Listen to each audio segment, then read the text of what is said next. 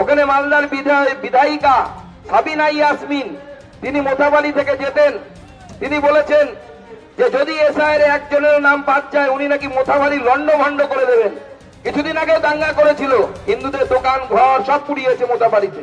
আমি গেছিলাম ওখানে, আমাদের বিরোধী দলনেতা গেছিলেন। তাকে স্পষ্ট বলে দিতে চাই, তোমার নামও যদি এসআইআর না থাকে, 2002 যদি না থাকে, আপনি যদি বাংলাদেশি হন, সাবিনা ইয়াসমিন, আপনাকেও ভারতের বাইরে যেতে হবে, আপনাকেও থাকা হবে না। আর কত লন্ডভন্ড করতে পারেন আমরা দেখবো। আর আমি সাধারণ মুসলিম ভাইদেরকে, যারা আমাদেরকে ভোট দেন না, তাদেরকেও বলছি, তৃণমূলের নেতাদের কথায় রাস্তায় নামবেন না। রাস্তায় নামলে সেন্ট্রাল বাহিনী নামবে, যেরকম মুর্শিদাবাদে নেমেছিল।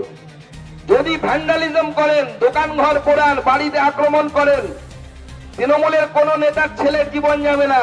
সেন্ট্রাল বাহিনী নামলে করে কিন্তু গুলি চলবে, আপনার বাড়ির লোকেটার গুলি লাগবে। তৃণমূলের নেতারা এসি ঘরে বসে থাকবে, তাদের কিন্তু গুলি লাগবে না।